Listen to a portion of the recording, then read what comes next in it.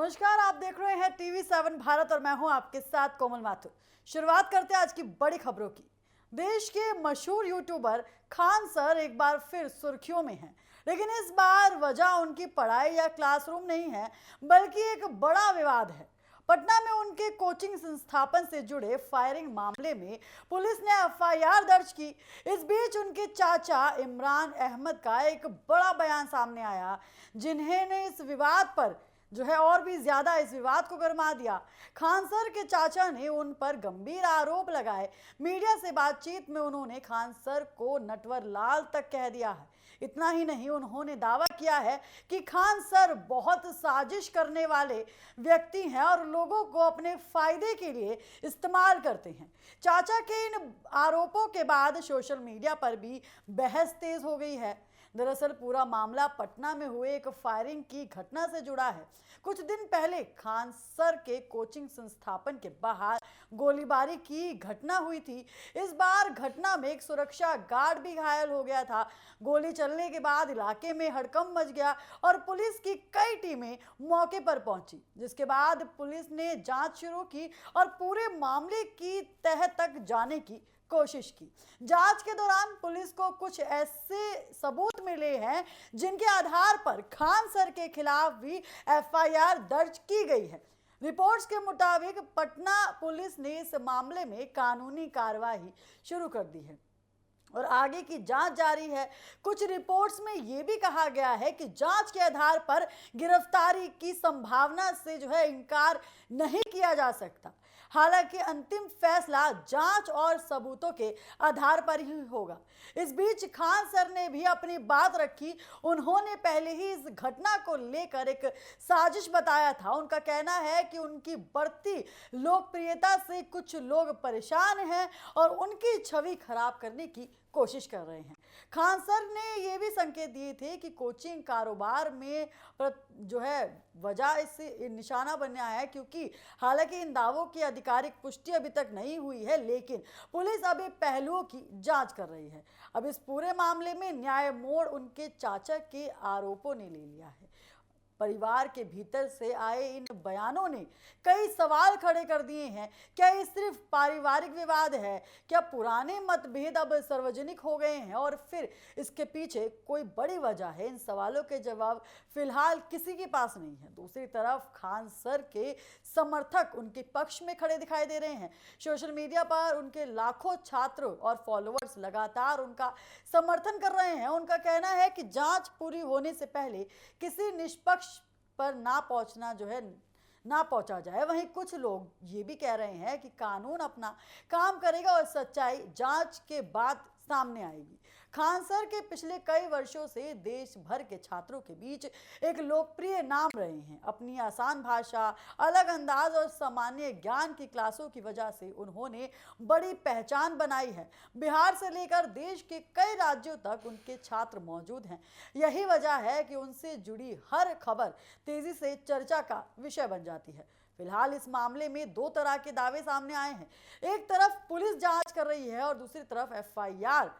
Khan sir की साजिश वाला दाव। वहीं अब उनके चाचा के गंभीर आरोपों ने मामले को और भी उलझा दिया है।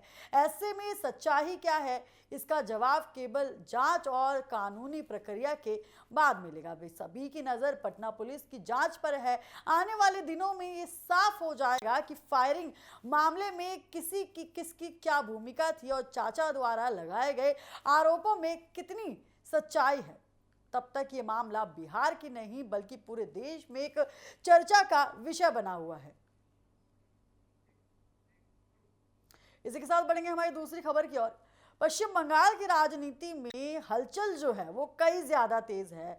टीएमसी प्रमुख और ममता बनर्जी के कोलकाता स्थित आवास पर पार्टी की एक अहम बैठक हुई, लेकिन इस बैठक में पार्टी के सिर्फ 8 विधायक और 6 सांसद ही पहुंचे।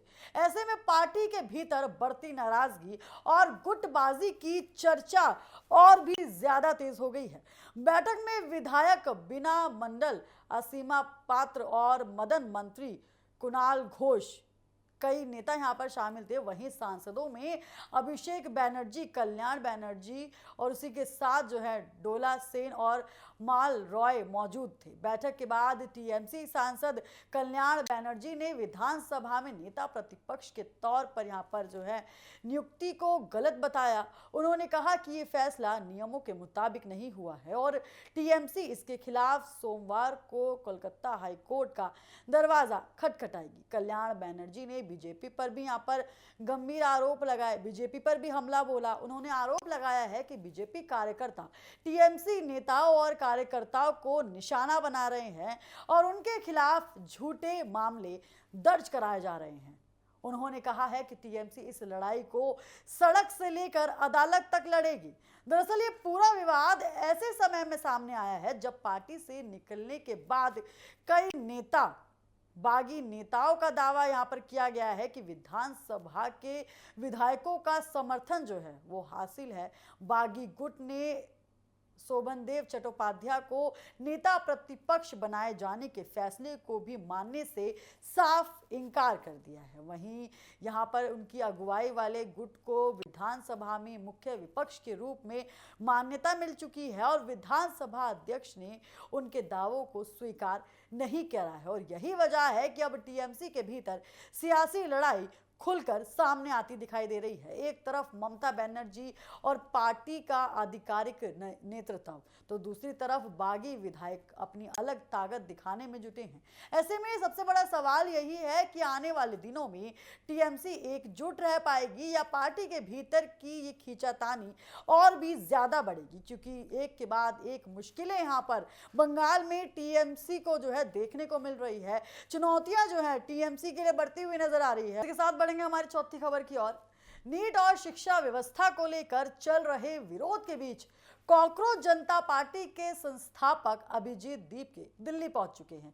उन्होंने आज जंतर मंतर पर प्रदर्शन करने का ऐलान किया है। दिल्ली पहुंचते ही उन्होंने अपने समर्थकों से आंदोलन में शामिल होने की अपील की है। अभिजीत दीपके ने कहा है कि प्रदर्शन में आने वाले लोग अपने हाथ में एक किताब और तिरंगा जरूर लेकर आएं।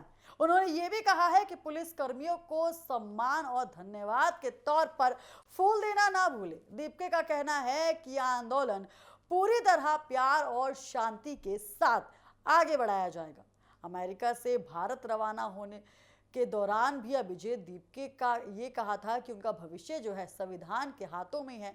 करीब 24 घंटे की यात्रा के बाद वो दिल्ली पहुंच चुके हैं। अब थाने में आवेदन लेकर जंतर मंतर पर प्रदर्शन करने की अनुमति जो है वो मांगना चाहते हैं और उसके बाद जो है उधर अभिजीत दीपके के दिल्ली पहुंचने से पहले ही राजधानी में सुरक्षा व्यवस्था जो है वो कई ज्यादा इस समय बढ़ा दी गई है। दिल्ली पुलिस को हाई अलर्ट पर रखा गया है। एयरपोर्ट और उसके आसपास के इलाकों में बड़ी संख्या में पुलिसकर्मी तैनात किए गए हैं। दिल्ली एयरपोर्ट के अंतर्राष्ट्रीय आगमन गेट नंबर 1 पर भी सुरक्षा के कड़े इंतजाम देखने को मिले हैं। गेट के दोनों तरफ बैरिकेड लगाए गए हैं और वरिष्ठ पुलिस अधिकारी खुद मौके पर वहां मौजूद हैं। ऐसे में इस चीज का अंदाजा लगाया जा सकता है कि कितने बड़े तादाद पर जो है ये प्रदर्शन आज दिल्ली में होने जा रहा है और बताया जा रहा है कि खुफिया इनपुट के बाद पुलिस किसी भी स्थिति से निपटने के लिए पूरी तरह तैयार है। एयरपोर्ट, संसद मार्ग और जंतर मंतर इलाकों में ड्रोन के जरिए भी निगरानी लगातार रखी जा रही है। पुलिस बल की तैनाती जो है वो कई ज्यादा अधिक कर दी गई है।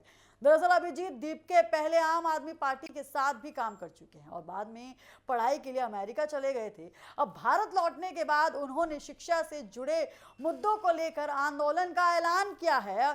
कॉकरोच जनता पार्टी का आरोप है कि नीट पेपर लीक और सीबीआई की कॉपी जांच के दायरे में जो है नहीं है। उनका कहना ये है कहीं ना कहीं ये आंदोलन जो है बड़ी संख्या में होने वाला है। उसके बाद इसी को लेकर पार्टी केंद्र शिक्षा मंत्री धर्मेंद्र प्रधान के इस्तीफे की मांग जो है वो लगातार यहाँ पर पार्टी कर रही है और कहीं ना कहीं ये आंदोलन जो है उसका जो मुख्य उद्देश्य है वो यही है कि शिक्षा मंत्री धर्मेंद्र प्रधान का इस्तीफा जो है वो सौंपा जाए।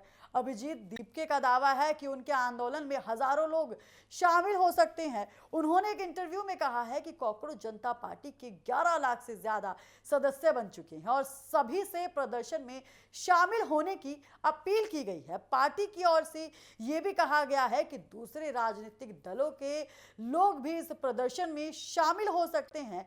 हालांकि उन्होंने अपनी पार्टी का झंडा या कोई राजनीतिक निशान लेकर आने की अनुमति नहीं होगी। अब सभी की नजर जंतर मंतर पर होने वाले इस प्रदर्शन पर है। एक तरफ प्रदर्शन की तैयारी चल रही है, दूसरी तरफ दिल्ली पुलिस सुरक्षा व्यवस्था को लेकर पूरी तरह सतर्क लगातार यहां पर दिखाई दे रही है। ऐसे में सबसे बड़ा सवाल यही है कि आखिर ये प्रदर्शन क्या मोड़ लेता है।